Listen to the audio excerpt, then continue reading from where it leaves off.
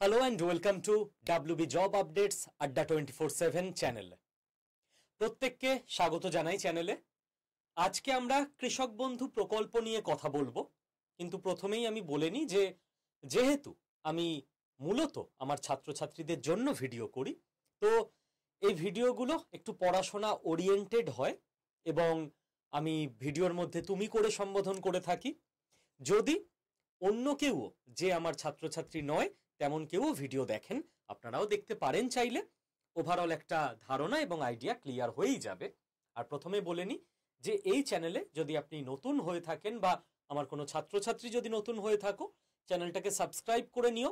Work from home job, বিভিন্ন এই মুহূর্তে ডিম্যান্ডিং মার্কেটে ডিম্যান্ড আছে এরকম private job, skill course, online degree programme, এই ধরনের চাকরি বাকরির আপডেট, কেরিয়ারের আপডেট যেমন তুমি এই চ্যানেলে পাবে, তেমনি আমাদের রাজ্য সরকার, কেন্দ্র সরকারের বিভিন্ন স্কিম বা প্রকল্প, সেই সংক্রান্ত আপডেটও তোমরা পাবে, যাতে করে যেই কেরিয়ার থেকে কিংবা প্রকল্প থেকে লাভ পেতে পারো, উপকৃত হতে পারো, সেটাই আমার মূল লক্ষ্য থাকে এই চ্যানেলের মাধ্যমে।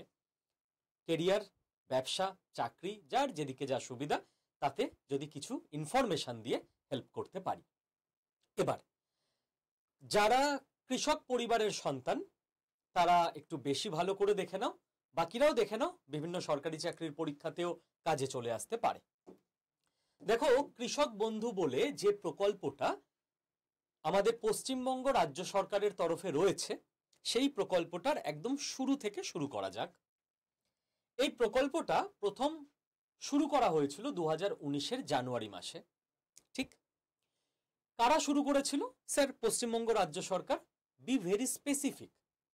কোন ডিপার্টমেন্ট? রাজ্য সরকারের ডিপার্টমেন্ট অফ এগ্রিকালচার এই প্রকল্পটা শুরু করেছিল। এরপর 2 বছর পর, প্রায় 2021 সালের 17ই জুন, ডেটটাকে একটু মনে রেখো, এই ডেটে কৃষক বন্ধু প্রকল্পের নাম পরিবর্তন হয়ে যায় কৃষক বন্ধু নতুন, অর্থাৎ প্রকল্পটার নামই হয় কৃষক বন্ধু ব্র্যাকেটে নতুন। এই প্রকল্পটা লাগু হয় 2021 সালের 17ই জুন। এবার এই প্রকল্প অনুযায়ী আমাদের যেটা দেখতে হবে যে আমাদের রাজ্যের যারা চাষি আছে তারা কিভাবে উপকৃত হন। দেখো, কৃষক বন্ধু স্কিমে বলা হচ্ছে আমাদের রাজ্যের যে সমস্ত কৃষকের 1 একরের বেশি জমি আছে, 1 একর মানে 3 বিঘা, 3 বিঘার বেশি জমি আছে বা 3 বিঘা জমি আছে, তারা বছরে মোট 10,000 টাকা পাবেন। কিসের জন্য? তাদের চাষে হেল্পের জন্য। যে আপনি একজন কৃষক যিনি চাষ করছেন, কৃষিকাজ করছেন, এবং তার জন্য আমার রাজ্য এবং দেশের মানুষ খেতে পাচ্ছে, সোজা কথা। তো সেই জন্য আপনার কৃষি কাজে যা খরচ, তার মধ্যে 10,000 টাকা সরকারের তরফ থেকে দেওয়া হচ্ছে আপনাকে সাহায্য করার জন্য। সরকারের কাছ থেকে দেওয়া হচ্ছে মানে আমাদের রাজ্যের বা আমাদের দেশের সমস্ত মানুষ যে ট্যাক্স দেয়, সেই টাকা এক করে আমরা সরকারের মাধ্যমে কৃষকদেরকে বছরে 10,000 টাকা দিচ্ছি, যে আপনারা দেশের জন্য এত কিছু করছেন, তো দেশের মানুষদের ট্যাক্সের টাকা থেকে আপনাকে 10,000 টাকা সাপোর্ট দেওয়া হচ্ছে। ক্লিয়ার? এই 10,000 টাকা কিন্তু একবারে দেওয়া হয় না, এই 10,000 টাকা দুটো ইনস্টলমেন্টে দেওয়া হয়। রবি শস্যের সময় একবার, আর খারিফ শস্যের সময় একবার। 5,000, 5,000, 10,000 গেল। এবার যাদের 1 একরের কম জমি আছে, 3 বিঘা জমি তো সমস্ত কৃষকের থাকে না, তারা কি করবেন? তাদের 4,000 টাকার ওপর দেওয়া হবে। কত? ডিপেন্ড করছে তাদের কতটা জমি আছে। কারোর 2 বিঘা আছে, কারোর 1 বিঘা আছে, কারোর 10 কাঠা আছে। তো জমির রেশিওর ওপর ডিপেন্ড করছে 4, 5, 6, 7 কিরকম কি টাকা দেওয়া হবে, বাট ন্যূনতম 4,000, তার কম কাউকে দেওয়া হবে না। এটাও কিন্তু একবারে নয়, এটাও দুবারে ভেঙে তার ব্যাংক অ্যাকাউন্টে দিয়ে দেওয়া হয়। তাহলে স্কিম বোঝা গেল, এবং এই স্কিমের সম্পর্কিত যে তথ্যগুলো, সেই তথ্য বোঝা গেল। ওকে, এইবার এই স্কিমের আর একটা পার্ট আছে। কি পার্ট? যে যদি কোনো কৃষক এই স্কিমে কৃষক বন্ধু নতুন প্রকল্পে রেজিস্টার্ড থাকেন এবং তার মৃত্যু হলো কোনো কারণে, মৃত্যুকালীন তার যদি বয়স থাকে 18 থেকে 60 বছরের মধ্যে, মানে 60 বছরের আগে যদি তার মৃত্যু হয়, তাহলে তার পরিবার এককালীন 2 লাখ টাকা সরকারের তরফ থেকে তার পরিবারকে দেওয়া হবে। ওকে, যদি সেই কৃষকের বয়স 60-এর ওপরে হয় তাহলে কিন্তু তার মৃত্যু হলেও এই টাকাটা তার পরিবার পাবেন না। 60 বছরের আগে দুর্ভাগ্যক্রমে যদি কারো মৃত্যু হয় তাহলে তিনি তো মানে তার পরিবার, তিনি তো পরলোক গমন করেছেন, তার পরিবার এই 2 লাখ টাকার সাপোর্টটা পাবে। ওকে, নেক্সট যেটা আমাদের বুঝতে হবে যে আর কি সুবিধা আছে এই প্রকল্পে যদি রেজিস্টার্ড থাকে কেউ, তাহলে যে ধান ক্রয় করা হয় না সরকারের তরফ থেকে ধান মান্ডিগুলোতে, সেই ধান ক্রয়তে মানে কেউ যখন কৃষক বিক্রি করতে যাবেন ধান বিক্রয়তে তিনি অগ্রাধিকার পাবেন যদি তিনি রেজিস্টার্ড থাকেন। এখানে একটা ইম্পর্টেন্ট ইনফরমেশন একটু মনে রেখো, বিভিন্ন সময় তোমাদের কাজে আসবে পরীক্ষায়, সেটা হচ্ছে এই যে ধান ক্রয় যেটা করা হয় এটা কিন্তু ডিপার্টমেন্ট অফ এগ্রিকালচারের মধ্যে পড়ে না, স্কিমটা ডিপার্টমেন্ট অফ এগ্রিকালচারের, কিন্তু এই যে ধান ক্রয়টা করা হয় সেটা কিন্তু ফুড অ্যান্ড সাপ্লাইজ ডিপার্টমেন্টের আন্ডারে পড়ে। ঠিক আছে, এটা বিভিন্ন রাজ্য সরকারের পরীক্ষায় তোমরা যদি যাও সেখানে ইন্টারভিউতে কখনো কাজে লেগে যেতে পারে, নইলে এমনিও মানুষ হিসেবে আমাদের রাজ্যের বাসিন্দা হিসেবে জেনে রাখা উচিত। এবার কোনো কৃষক তিনি হয়তো নিজেকে এখনো নথিভুক্ত করেননি, তার নাম স্কিমের মধ্যে রেজিস্টার করেননি, কি করে করবেন?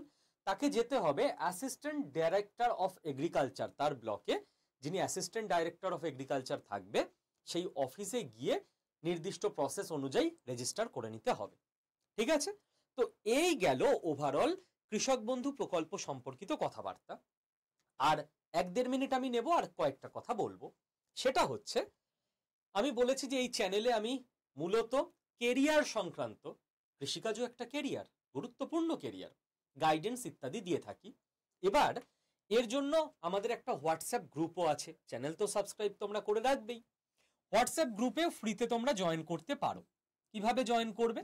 6291796360, এই যে হোয়াটসঅ্যাপ নাম্বারটা, এই নাম্বারে হোয়াটসঅ্যাপে তুমি যদি জাস্ট একটা হাই লিখে পাঠিয়ে দাও না, তোমার কাছে অটোমেটিক দুটো হোয়াটসঅ্যাপ গ্রুপের লিংক চলে যাবে।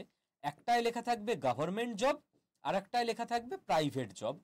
তো তুমি যদি গভর্নমেন্ট জবের প্রস্তুতি নিতে চাও এই গ্রুপে ক্লিক করে জয়েন হয়ে যাবে, যদি প্রাইভেট জবের প্রস্তুতি নিতে চাও এই গ্রুপে ক্লিক করে জয়েন হয়ে যাবে, যদি দুটোই নিতে চাও দুটো গ্রুপেই ক্লিক করে জয়েন হয়ে যেতে পারো।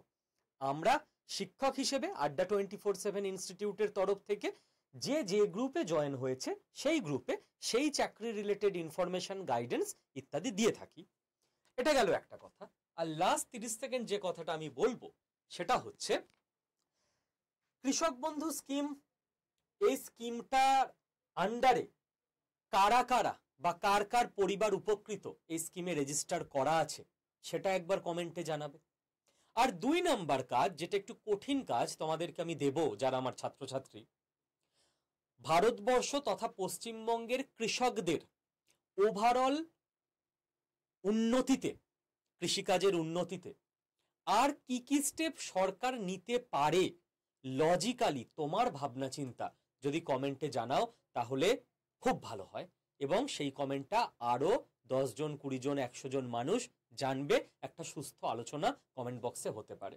কারণ বহু ছোট ছোট দেশ আছে যেই সমস্ত দেশ সামান্য রিসোর্স নিয়ে অসাধারণ কৃষিকাজ করছে এবং বিভিন্ন ফসল বিদেশে রপ্তানি করে প্রচুর টাকা তারা ইনকাম করছে।